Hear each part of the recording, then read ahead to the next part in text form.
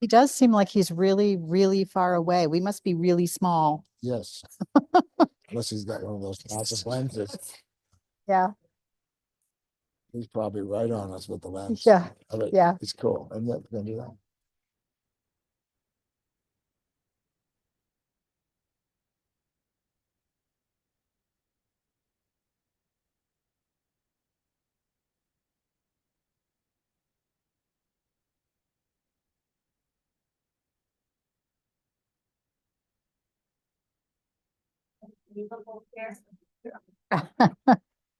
Good.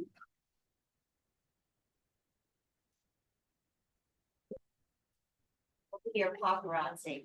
You guys are best. The big smiles.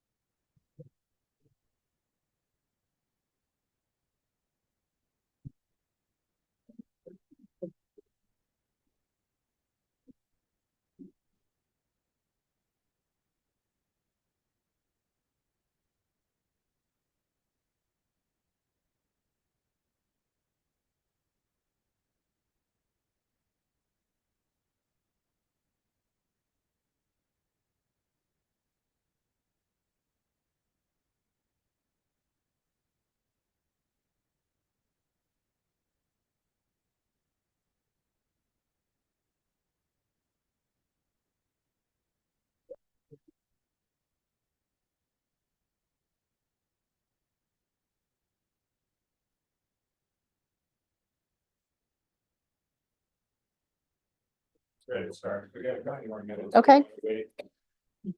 If there are any straggles. Yeah, to find the parking spots. If I had not been dealing with so many technical issues, I would have moved the front chairs, the first few rows out.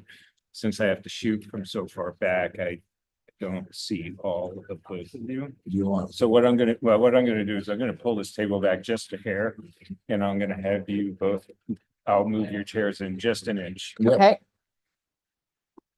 And, yep, yeah, we were wondering. there you go. Okay. Good. Good. And I'll hold on to this. Yeah. Okay. Yeah, and if these get in the way, just kind of. Okay.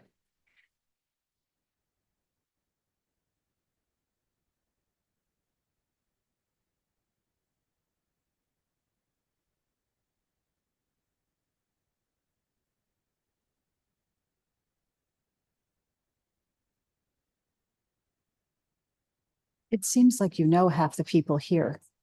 It seems like you know half the people here.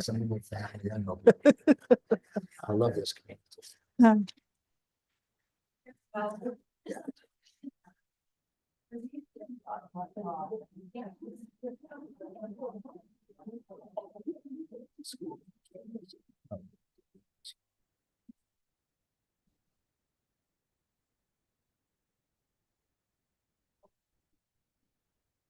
Slide here. Before we begin, some messages from our sponsors.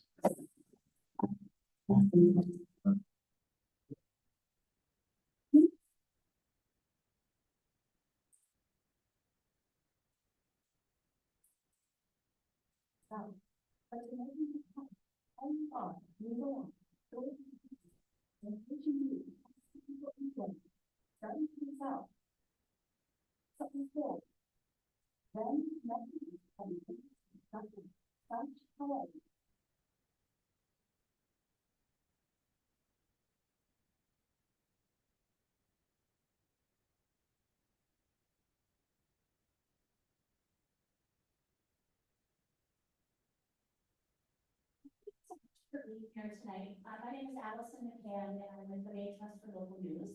And we're so happy to be hosting Maine Voices Live here tonight in Lewiston. This event and the journalism we produce each day is made possible by you all, our dedicated readers, our advertisers, and our sponsors. So we want to give special thanks to Northern Life Health and to Bates for hosting us here tonight. Tonight's host is Judy Meyer. So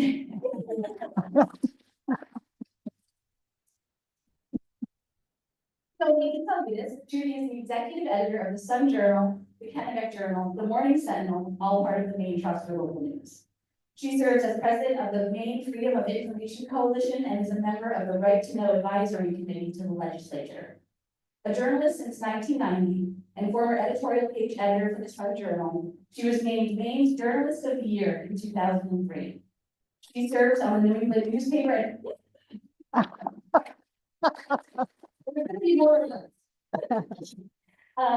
she serves on the New England Newspaper and Press Association Board of Directors and on board of the New England First Amendment Coalition, and was inducted to the Maine Press Hall of Fame in 2021.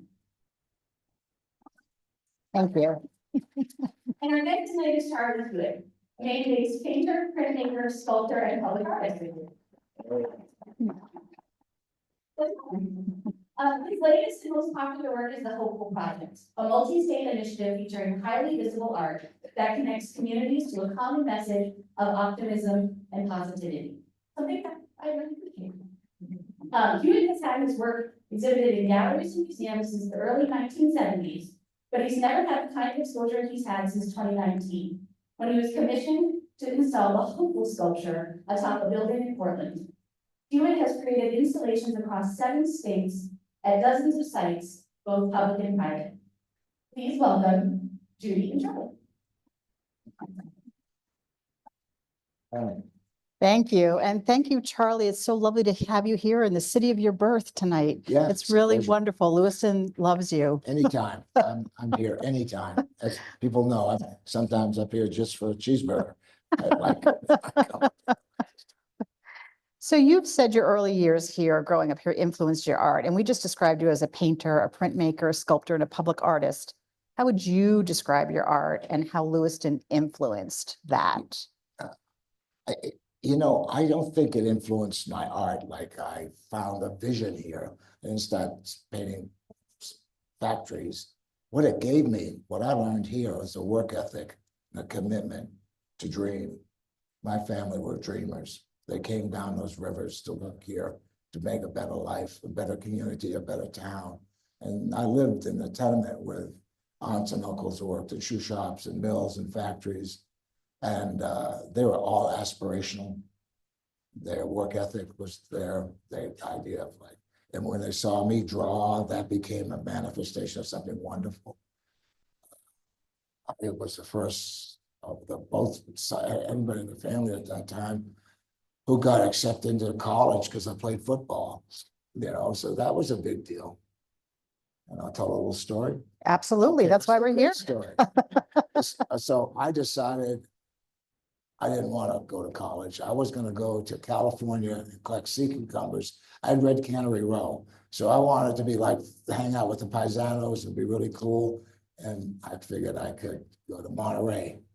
So my dad got a map, showed me how to get there. And I was going to hitchhike with my buddy Pete. So in the meantime, they said I didn't have any money, and I was living in Southern Maryland at the time. So they got me a job at a mill in Brunswick for the summer. Mhm. So I was going to make enough money there. So I started working in the summer at the mill, and it's a shoe shop, and I had the most boring job in the world, putting rivets on the end of ladies' shoes. I got a trillion of them all day long. And I used to go over and see my aunt, Madeline. I loved her. And she'd be smoking a cigarette, have a boot in her arm, spraying with lacquer, but she had the window open. And she'd go, Charlie, I haven't got time to talk to you. I'm busy, I'm working. I go see my Uncle Rod. She goes, Charlie, I ain't got time for you. They made me feel closed in. This is hard work. I never had enough money to get to Thursday. I fled to college. I didn't even know that they had this whole, not till I went to my Aunt Madeline's funeral. I looked at her and I went, you guys set me up. That's what I mean by family commitment. They said, okay, we'll teach you what it's like out here in the world. Yeah, get a job at a shoe shop. You want to do that? Yeah, it's there for you. And it's not a bad thing. It's not dishonorable. It didn't mean anything except making a living. If you want that life, if you got another choice, take it. Mhm. So does that explain that? Help? Yes, absolutely. So I think if I'd have been a plumber, I would have carried that nature, that Mhm. dreaming, that creativity into it, because I don't think of myself different than a plumber. Yeah. I find myself have a work ethic and I'm kind of a studio artist. Was a Yeah. So why hopeful? Is it about that word that means so much to you? And as we have now seen in these last many years, has become to mean so much to other people. it's such a big question because, I actually had a life before hopeful. So I kind of think back, like there was a time, it's a lot of trouble. It's hard to be the hopeful guy. Because gotta keep it up, and I don't want to get hot mic moment. There was like, but so I got this. So I'll tell you what's going on. To paint a picture of the mood I was in at the time. It was last post horrifying election. I found myself living in a mindset that I didn't understand what was going on. Why is this happening? I woke up one day and realized half my country didn't like me. It hurt my feelings. I felt like I've spent my whole life voting and marching on Washington and doing the right thing. And it was upside down. It was upside down. So, I was lonely. I was kind of looking for some ballast, some emotional ballast. Then I was asked if I would put a piece of sculpture on top of a roof of a building. And I have no shortage of ego. When I saw that spot, I went. And I also had the good fortune of having spent some time here in Lewiston working on some neon work with a guy named Pat Bulldog at Neocraft Signs. And I was walking through the factory, the Neocraft factory, to go do the neon work. And I was going, my God, I didn't know this is available. I didn't know you could I love marquee signs. I didn't know that was available to me. And I went, gosh, I could actually do this. So what happens is I get asked, then I know what I want to put up. I want to put up light. It's a dark state. I want that message. I love the marquee sign that was very important to me because in my sadness, I'll call it loneliness for my country, for my participation. I remember the time in the 50s and 60s when everybody traveled everywhere. We went everywhere. We used to put bumper stickers on every state we went to. I mean, people they even went to Idaho. I mean, they went everywhere, and that stickers were everywhere and they celebrated this country. They celebrated its culture, its food. We weren't frightened of each other. We kind of were curious. It felt big. And I would travel with my dad and see these signs inviting me to eat fried chicken, swim in the pools, and all these signs with arrows and blinking lights that people would invest their monies in to make a statement. They were proud of their new entrepreneurship. I love that time. So I said, okay, marquee signs, perfect. I got that. What am I going to say? That's what's in Matthew. In the beginning is the word, and the word is hope. Yeah, hope. In my case.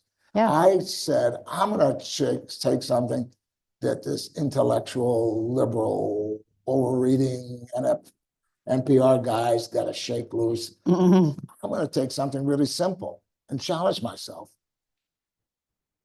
So why don't we just take hopeful and make it 25 foot tall and put it on that building? If it doesn't work, I wouldn't be sitting here. And I'll be damned if it didn't go. Yeah. It was that simple. It's been called mawkish. It's a little simplistic, but I said to myself, and I mean this so much, the solutions to our problems are not going to be done by clinics, by groups, by studies. It's going to be done one-on-one on a molecular level, in a community level, beginning that way, feeling emotionally attaching ourselves to things. So I said, if somebody was said, I want you to put a sign in front of the Metropolitan Museum, I'd have probably come up with a big word. You would have to. I'm trying to be really smart. Yeah. This was just simply a pat on the back, a handshake, a hug, a silent prayer. Let's just go with it. But it's become like beautiful activism, not edgy activism, but really beautiful activism that people enjoy, like alone. They drive by. I mean, I was in Bangor recently and I came around the corner and I saw that sign way up high and I was like, wow, it just makes the city so much prettier. I do it. I say to my wife, let's go drive by and see that hopeful sign. I really do. Holy shit. I tell you what I did, but my wife used to work for the Times. She had a friend who still does advertising. She does the Times Square billboards. So I said, call Lisa and see if she'll find me a billboard. So sure enough, we found a billboard at the exit to the Lincoln Tunnel. I mean, this thing is big. And so sure enough, I said, let's just do it. We put it up. And it was like, holy shit. I mean, buses were honking. It was like a landscape. It just said hopeful. Yeah. And I said, the ubiquity of it. So what's great? Now, these big ones are made by men with hard hats and cigars and cranes and pulleys. It can also go up on a billboard. I found that I put it in Philadelphia with the Ukraine flags. Mhm. I put it in the Sunset Park, Queens after a shooting in the subways.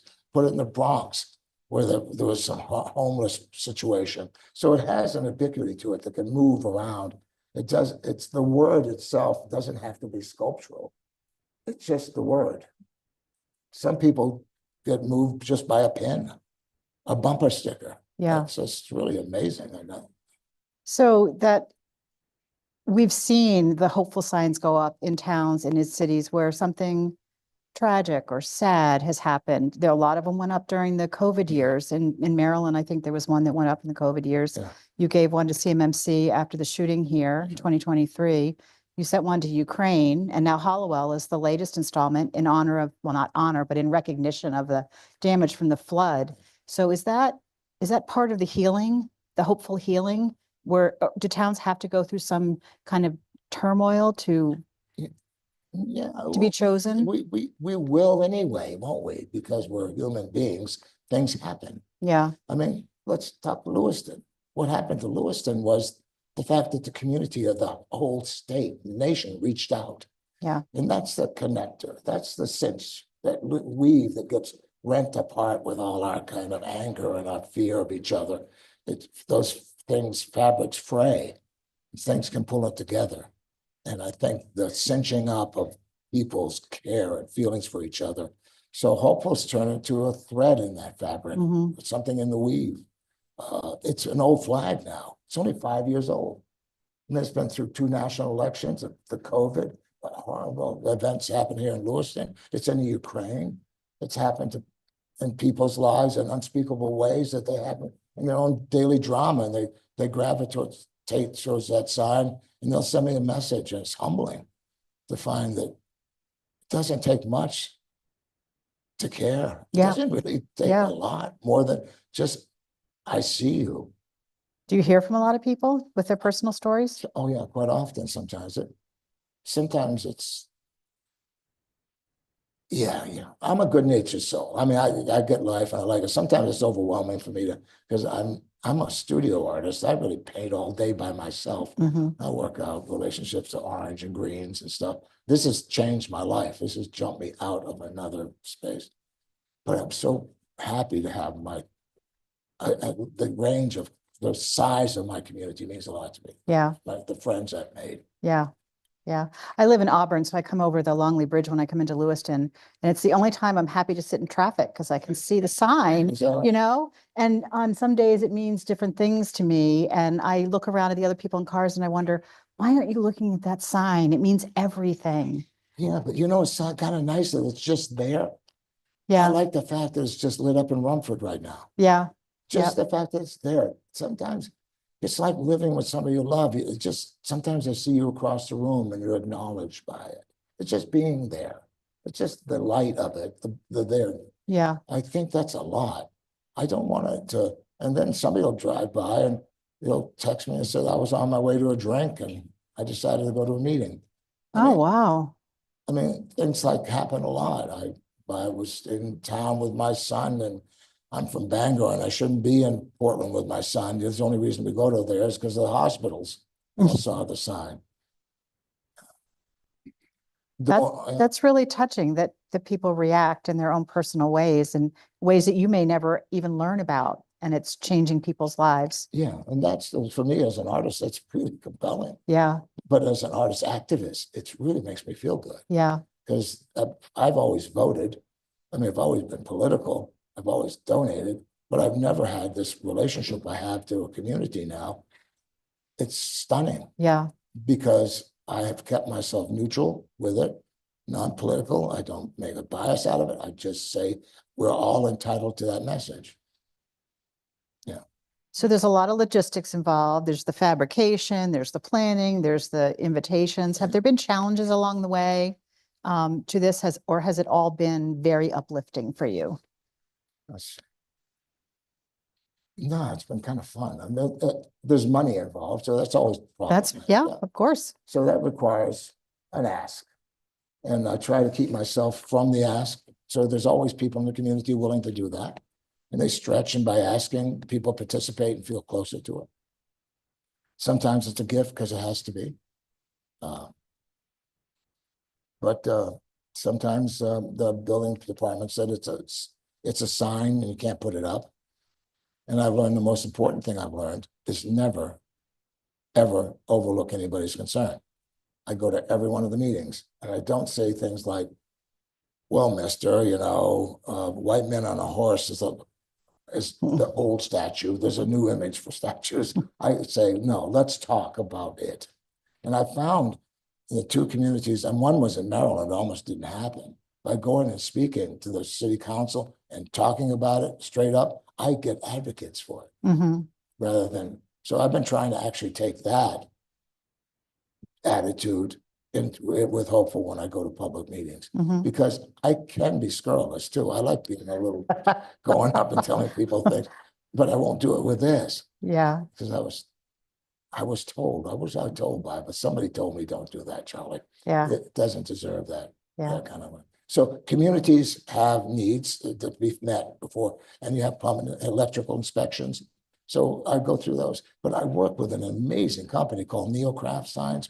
And the important thing to know, this is made in Lewiston. All that energy, all that light that's going out is made by these fine, wonderful people at that shop, and they're dear, they're friends. We have something special for me is forged in that community. I didn't want to go down a rabbit hole, but I wanted to celebrate them. Yeah. Well, they love this community too, everybody at that company. So, so you design the piece and they do the fabrication. Yeah. And then who does the installation? Well, it depends. Sometimes it goes on poles, sometimes it goes on walls, some on roofs. So each one has its own problem, right? Some, like this is 30 feet here in Lewiston. I mean, you could put a 30-foot one in Bath and eat the town up. So, and I wanted to, and I wanted to put a 25-footer in Ellsworth, but we crunched it to 16, 14. It makes sense. A 10-footer. So every town has its unique space for it, just the right place. And I think of them all as Main Street signs, right, where people see them on the street. So this is a reader question we received in advance of tonight, but this reader wants to know what inspires you now that didn't early in your career? Oh, that's a good question, isn't it? I mean, I'm having the time of my life as an artist. I paint every day. I go to the studio and paint every day in the Western European tradition I was trained in. And that studio is full of ghosts. It's got Picasso, every painter's ever lived. They're telling me stories and telling me how to do things right. And no matter what I do, it always looks like somebody's art somewhere down the line. But I'm okay with it. I love to paint. I love it, narrative. But I've gotten involved now because of the lights. I've gotten involved with, I bought a greenhouse, 6,000 square foot, and I'm filling it up with doodle art. Okay, I heard you were a doodler. I'm a doodler. Yes. I'm the Picasso of doodlers. I really am. I've got 22 years of the calendars, with doodles everywhere. I mean, and they've never, this is really kind of how that stretched from that to this doesn't belong in my painting studio. They don't get along. This is too shiny for them. The painting studio is full of authority. So you have to come in there with an MFA to understand it. I try to make it better than that. But when you go to my doodle stuff, I'll take a drawing. The Ukraine war. I drew a car and on fire. And I sent it out, came back as a big neon piece, electric piece. I love it. That's so cool. I do words, I say things. My newest piece this is just too fucking weird.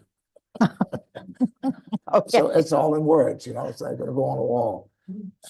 I found myself making fun of my own training and finding that the further I get away from the seriousness of my work, the happier I am and the bigger my community. And there's another phenomenon that's going on. It's called high-low in art. High art is like the things in the big gold frames at the museums. That's high, right? With bird things and with a lot of authority and don't touch and all that stuff. Low is like peace in Lewiston. It's like you don't have to have a degree to understand it. You just get it. Yeah. I like playing two sides of this. This is not a museum piece, but it's in the Bronx Museum, thanks to my friend Dana. But it's in the Concord Museum. They're looking around this, but it belongs to the community. It reads so much better here than it does in a cage in a museum, in a box. It's shared. Yeah. That's the word, isn't it? Yeah. Shared. Yeah. I remember when those two office buildings on Lisbon Street burned down and then you put up a rattle there on Lisbon Yeah. Street and people didn't really know what it was or why it was there. But then 2 or 3 years later, when it was moved to make way for construction of the new apartment building, people like, no, it's got to stay. You got to figure out how to incorporate Is that that right? because they were going to miss it on Lisbon Street. that's So yeah, really became part of the scenery. Well, public art's a problem because if a tree's better than the piece, you're in trouble, because you can't shove it down people's throats. So, and you can't take people's money, public money, so you get sponsorship. But I like it when people talk about something. Mhm. So I put it up with Tom Platz and our arts people, just so we'd have something to talk about. So you drive down, listen and say, what the hell is that? Well, I don't like it. You're entitled to say that. We're talking now, Mhm. right? Yeah. And you don't have to say that. You don't have to say my politics are terrible and my grandmother's an awful person. You just talk about art. Yeah. And the hopeful gets in a little bit of trouble. A couple of people don't like it. Nobody shot it up yet, so it's kind of sitting there okay. But yeah. Yeah. So as you said, you're more than the hopeful guy. You've had like 20 public collections, including in the Met and here at Bates College. You've done nearly 50 solo exhibitions also here at Bates.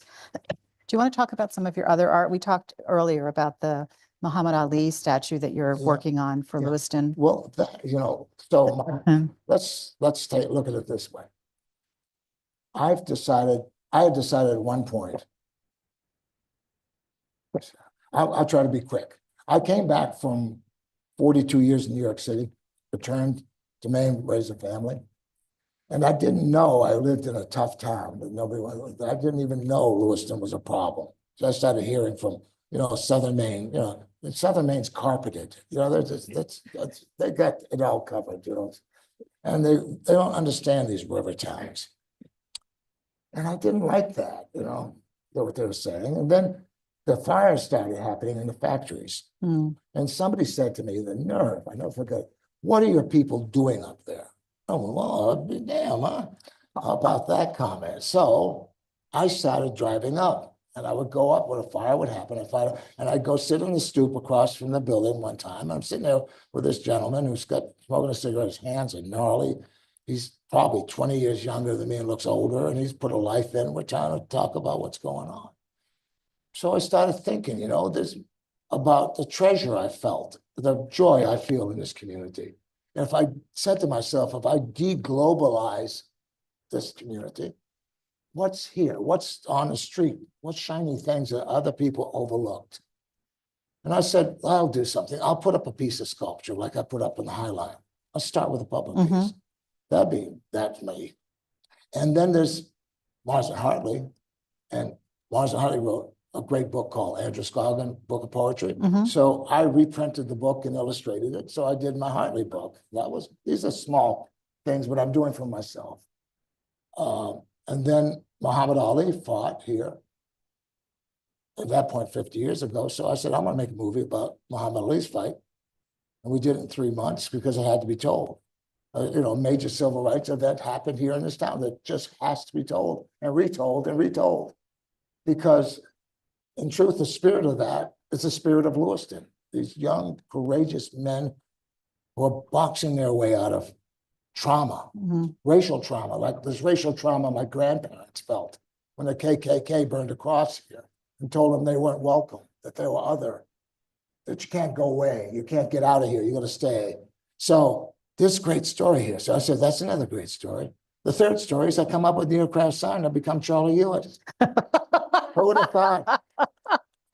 What a crazy journey this is. And you know, part of me resents that because I've worked awfully hard. The New York Times calls me up after I put that big billboard up down there. I get a call from the New York Times and I go, look, I've been painting 54 years in my studio and the European tradition being very distant. How you never called me before? And he goes, get over it, Charlie. You gotta have an angle these days. Yeah, I said, yeah, well, at least I got one, let me Yeah. tell you. yeah. So talk a little bit about art as transforming communities. And one of the questions we got from our readers is the power of the art to do that and then to bring more art and more festivals and Yeah. just more attention and culture, how it just builds on itself. It's so problematic because I actually produced a theater program for 8 years in Maryland. So theater was the best way I found to bring community together, tell story, and to have people work and involved. Art, say it's collective and it's collaborative. And it's like I was saying earlier, it's reading the room. For example, reading the room means this is a major event's going to happen May 25th of this year. We're installing a 14-foot on-base sculpture of Muhammad Ali by a renowned American sculptor, Zenos Rodeikis. And it's going to be of a 23-year-old boy who came here to become, he was Cassius Clay. He fought here as Muhammad Ali. And that is going to represent the spirit of this community, the discipline, the strength, resilience, because Ali, he didn't win every round. Like this town, like nobody wins every round, but he got up and fought every round. Every round he got up and fought. And because of that, and the resilience this town has, I think to that nature, became arguably the best athlete of the 20th century. So I think I'm going to be presenting, along with Tom Platz, a bronze monumental sculpture of a Black African-American Muslim to represent the spirit of a community. How about that? Which is fitting in this day and age. Yeah. Yeah. And that's modern art. Yeah. That's modern thinking. That's the way we have to start looking at everything. All our problems, everything going on is because we're thinking in old paradigms. The paradigm is broken. We can lament it, we can clutch our pearls, we can run to the other side of the room, it's over. The new paradigm of everything. And even the pose for the Ali sculpture, there's not the life of that. Get up and fight you. How can a white guy ask a white sculptor to make a sculpture of a Black man telling a Black man to get up off the ground? That's pathetic. Because we got to understand that culture's tired of working for us. The Black athlete, the Black musician always have to be struggling, straining, fighting. The only place we ever see him never sleeping, never resting. So Lewiston's Ali has his arms down. He's 23. He's handsome. He's got it in his eye. You know, you don't want to mess with him in 2 seconds. This is the Ali before he became Ali. And that's Lewiston's Ali. Not the screaming competitor. This threat. This thing that can take care of itself. This poise. Yeah, that's a lesson. Yeah. To me. So I've been learning through this process of the sculpture. So all this is art to me. This is why I love being an artist, because I confront problems. I really, when we raised the money, Tom Platz did that, and I thought I should do the Neil Eiffel one because everybody knows it.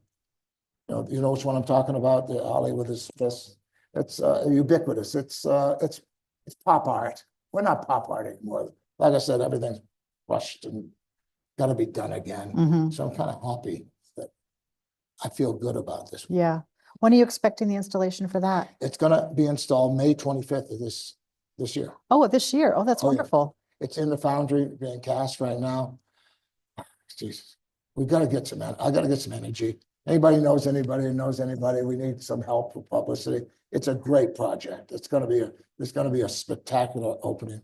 And we've got this. I'm making a movie about it, following up on the movie we made. So, and we have a sports commentator named Dan Patrick. Some of you might know him. He's agreed to do the voice for us. We have access. We just interviewed Larry Merchant. We have music from the period. It's going to be a story about Lewiston, about this young boy comes here to fight this singular man, Yeah. and the fight, the Phantom Punch. We have and then celebrate the sculpture being raised, because it's called Raising Ali. It's about the piece going up and the story behind it.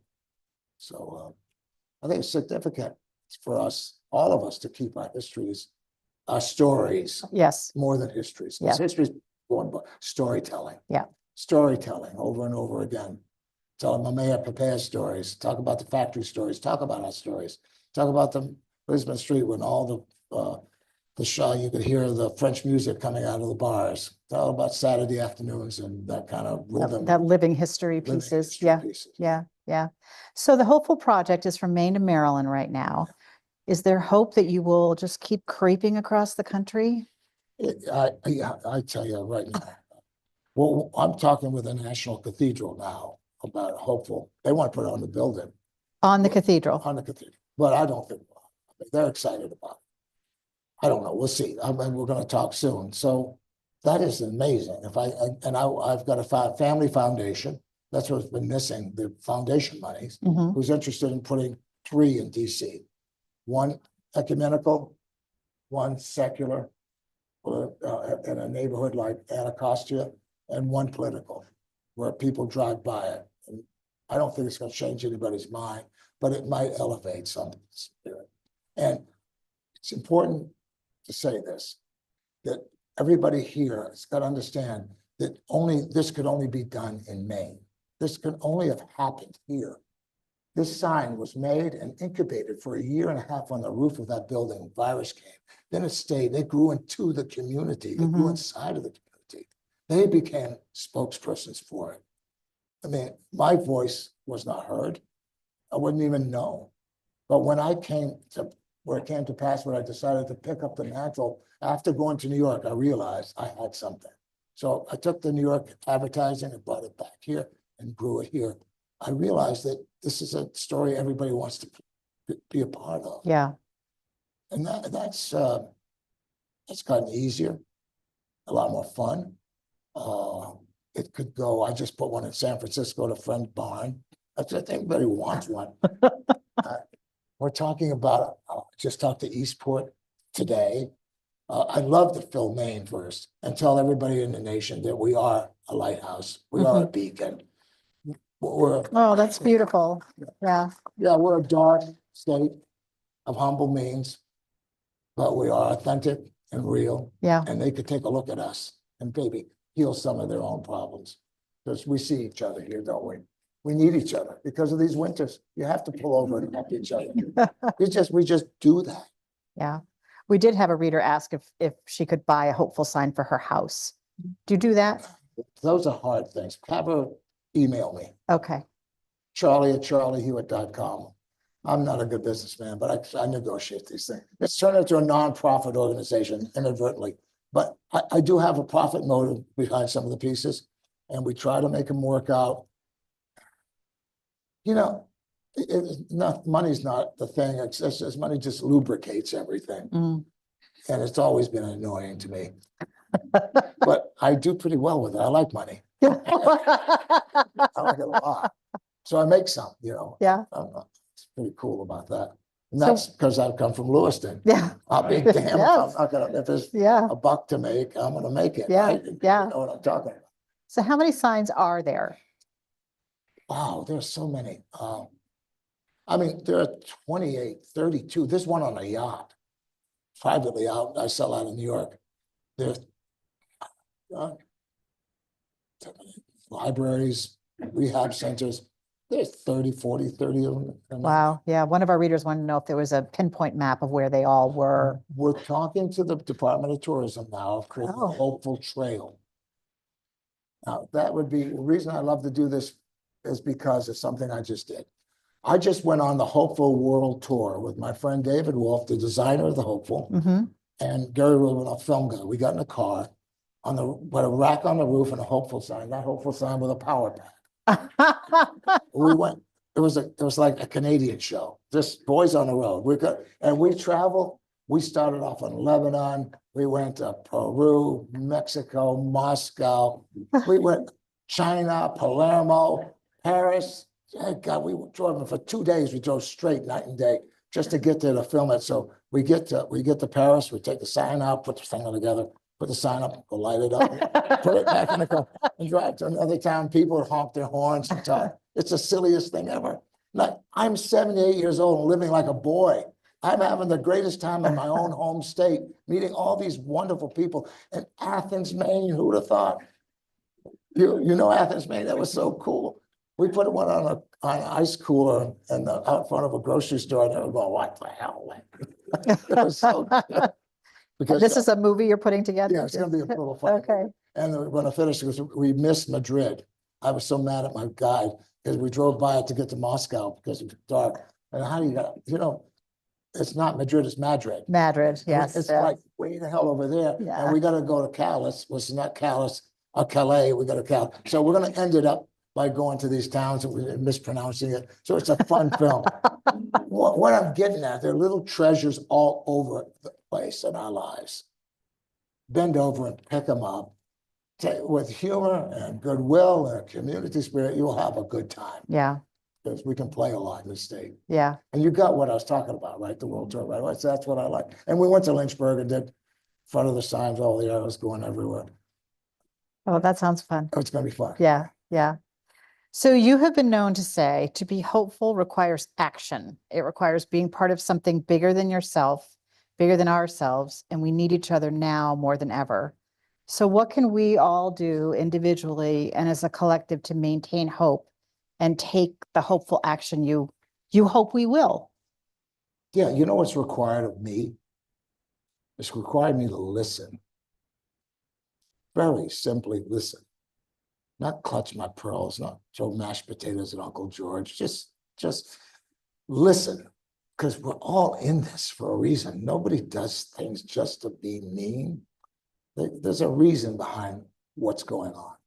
And I think we've categorized people, embarrassed people, put them in positions where they're not good enough, created again. Others are not good to do to each other. We might not like it, but this is America. It's our country. And if we want it, we're going to have to listen to each other. They shouldn't hurt so bad. Just kind of breathe through it. Okay, I look at it this way. The hopeful thing, dude. I look at it this way. I'm in a ring and I'm in my corner with my tribe.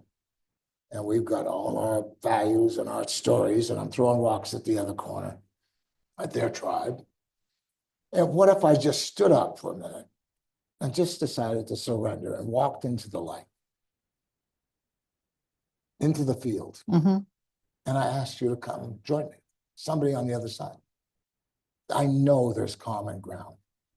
I know there is.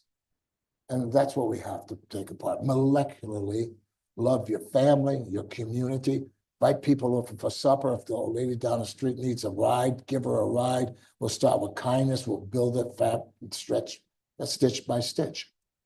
And we've got time. That's the other problem we always think. We don't have any time. It's all over. That's ridiculous thinking. It's not going away. The world's not going to fall apart. We're not going to die of big storms and everything. We just got to live every day and believe we have enough time to get there. We got to tell our kids that the future's bright. The future's full of hope and love. That future is not going to be decided by us now. It's going to be decided by them when they get there. Because that's the truth. Yeah. When I was a kid, it was the end of the world too. Richard Nixon, holy shit, the world. What I wouldn't give to get Richard Nixon back. Well, you know what I'm saying? You're just that running on fear and anxiety and nervousness and hanging out with the same people. I love my friends, but God, they're boring. I mean, what is this? Quit talking about it. I mean, are they getting suspicious of me?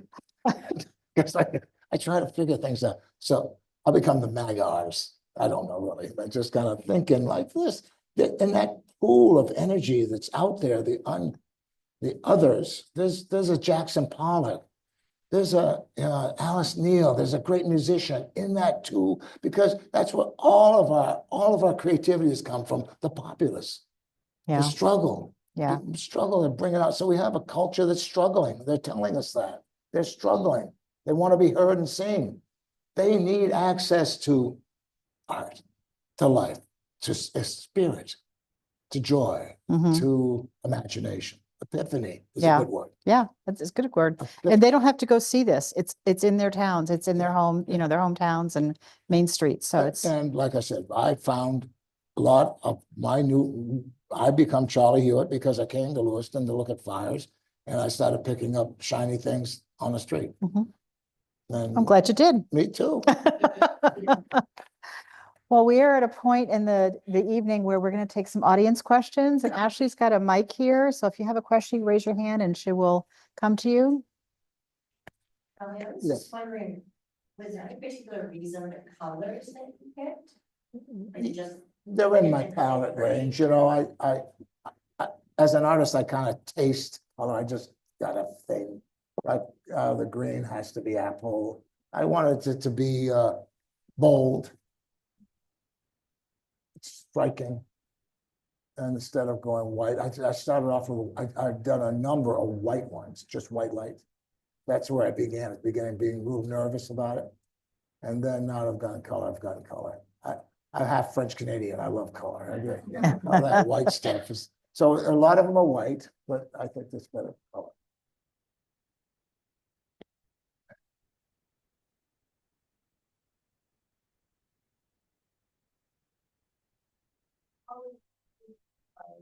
Arrow and the green behind the arrow I interpret it as. Yeah, well, it's an interpretation, it's an abstraction. For me, it was a marquee sign saying, come here to eat, the arrows on marquee signs pointing in directions. So I liked it going back and forward. It was just a play on it. It was a perfect place. This font, I gotta give credit to David Wolf Editions. I wrote on a piece of typing paper, hopeful script. He went and found a font from 1960 Cadillac Bel Air. Huh. Because, right? And because I wanted to talk about car culture. And I wanted to have a car culture sign because I wanted to look like marquee signs. So the collaboration with him, so he put all these things together and I chopped it up and we came up with this. So this is a great thing about collaborative spirit, having that gentleman who's with that knowledge about fonts. So car culture, and I love west of the turnpike's car culture. Those on the ocean side, they're stuck with seagulls, lighthouses, sailboats. They can't get rid of them. We got all this world is art to reconnect to. I mean, the aesthetic of the real Maine Mhm. has not been tapped yet. Yep. It's raw and it's got power. And that's why I want to be here. And I'll tell you one thing, to be honest with you. When I lit the sign on New Year's Eve on Main Street in Lewiston, there was an 8-year-old boy watching that lighting. And that boy was me.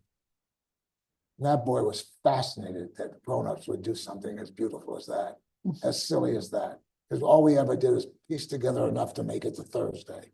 I just said, I hope there's another boy who walks by that and go, wow, that's so cool. I can do that. And it's not always about just getting by. It's doing better than that. It's aspiring. I do see people stand on the sidewalk or even walk into the lawn to get a real good look at it. Yeah. Yeah. And it always warms my heart to see that they're really seeing it. And Well, it's not just part of The the, Ali sculpture is going to be placed to the left of it. oh, great. Okay.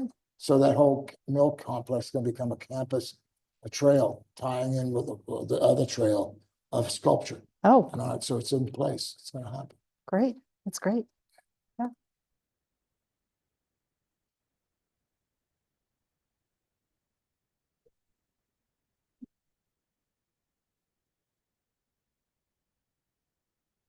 I wonder if you face any criticism of any or displays, critical of the message, it's state of age, people would view things differently, especially in art. And how would you respond to people about maybe offering work as It's been really passive. There's one guy in Hope who really hates it. So I'm gonna put one in. Dude, I was gonna just Because ask he's you gonna that. have to Where's it drive by going? that on his way to Piggly Wiggly or whatever every morning to get his coffee and see it. So it's definitely kind of high. I had an editor from a paper call it mawkish and ridiculous.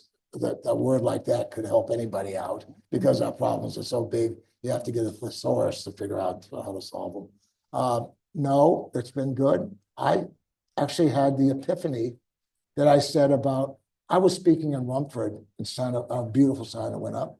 And I realized that audience out there with their sons and daughters and grandchildren didn't vote the same way I voted. And that didn't mean anything to me, but it stunned me when I came up, when I realized that I woke up one day and I realized half this country didn't understand me or like me. That stunned me.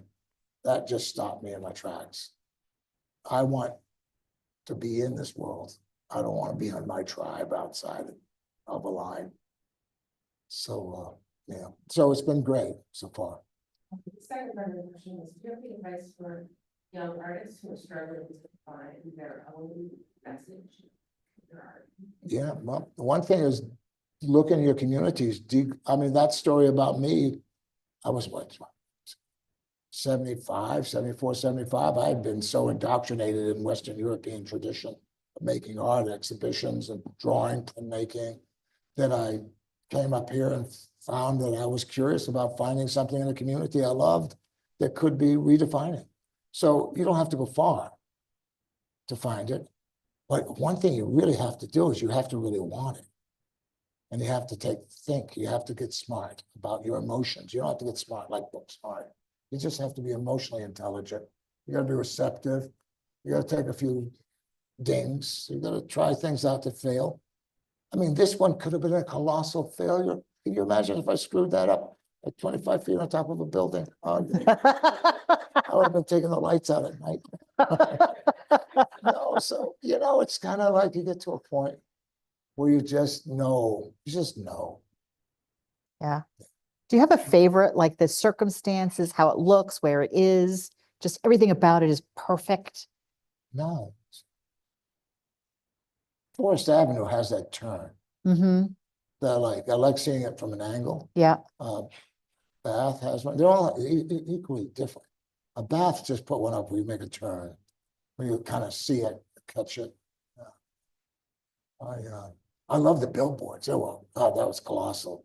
Seeing those things, like, geez, it was like that Oppenheimer movie. I go, wow, I did that. I would have ran out of money. I'm in that New York market, but they'll eat it up. Yeah, so Yeah. Yeah. that's great. No. Well, and a lot of traffic goes by there too. So that's a lot of eyeballs Yeah, on that for that's- sure. Thanks.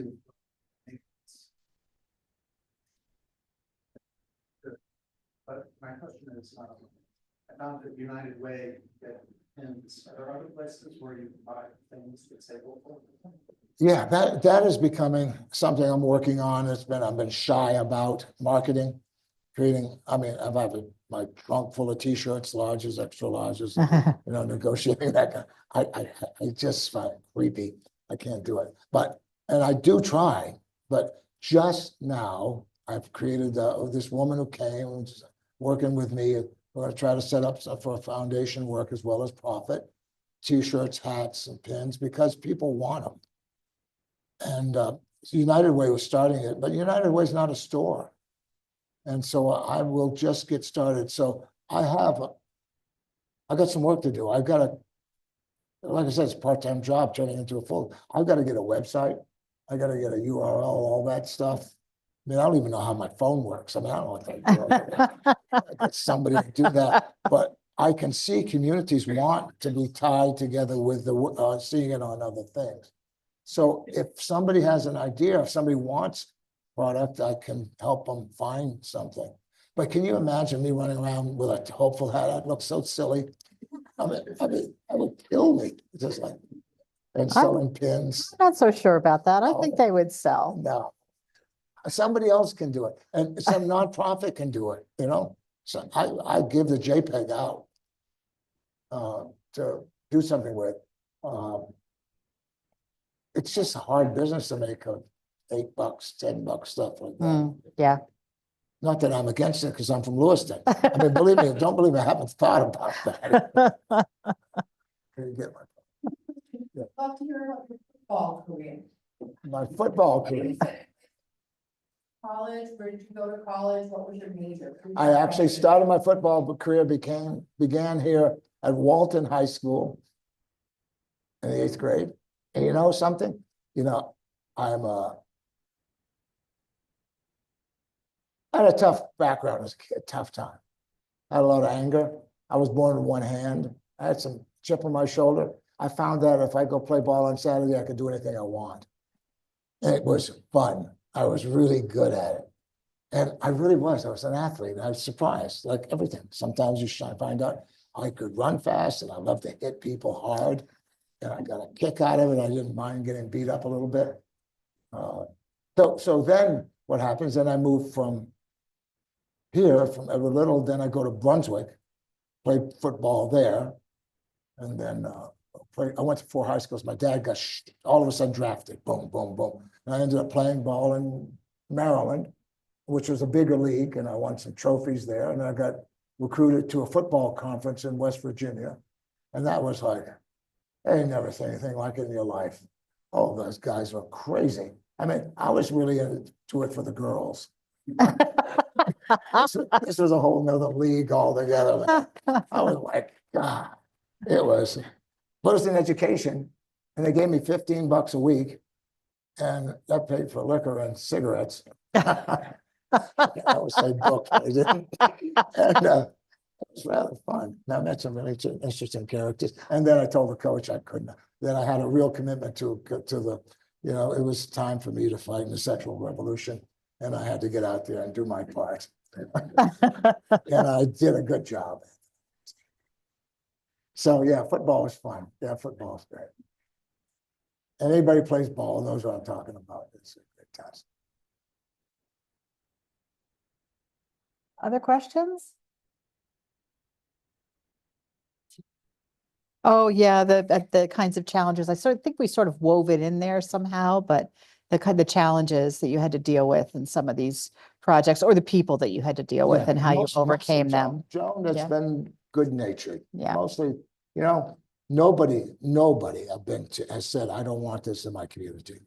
I had one event when I went to city council, and the city council was not going to vote for it because he didn't want the same thing in his town. He wanted something different. So that's a thought. I didn't think it was a good one, but it was a thought. But I talked to him about it.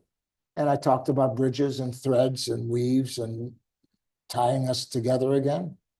And boy, it worked, you know. So I like it when I can pull that off, make people understand. And once he heard me, he understood, and he was a big advocate.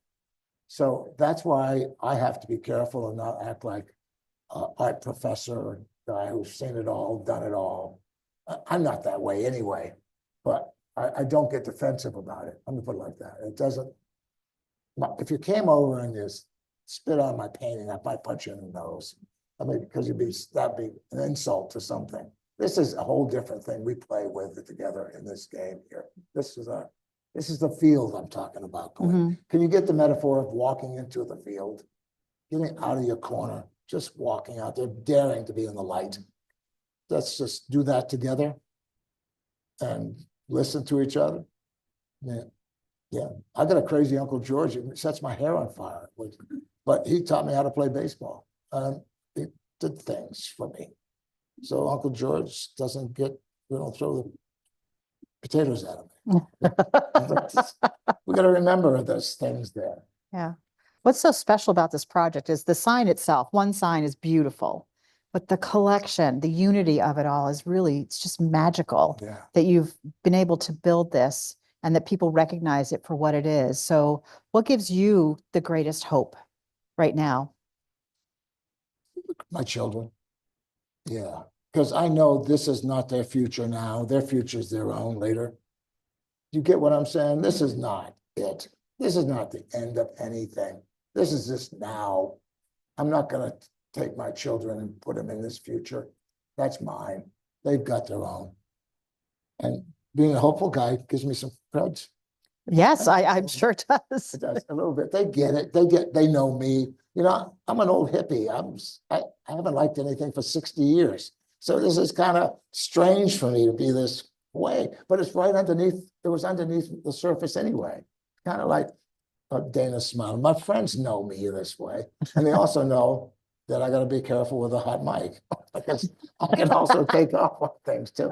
But I'm just human in the middle of being the hopeful guy. And it's awesome. It's just awesome. Yes, yes, it is.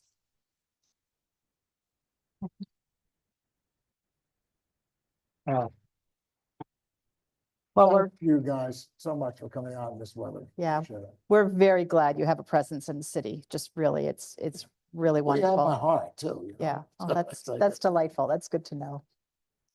Well, thank you very much. And thank you everybody for coming out on such a stormy day. We really appreciate it.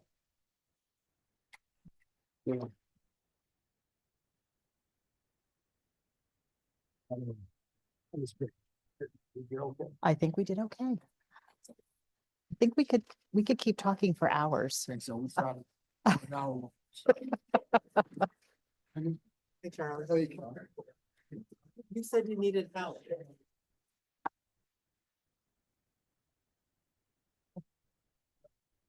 Oh, oh.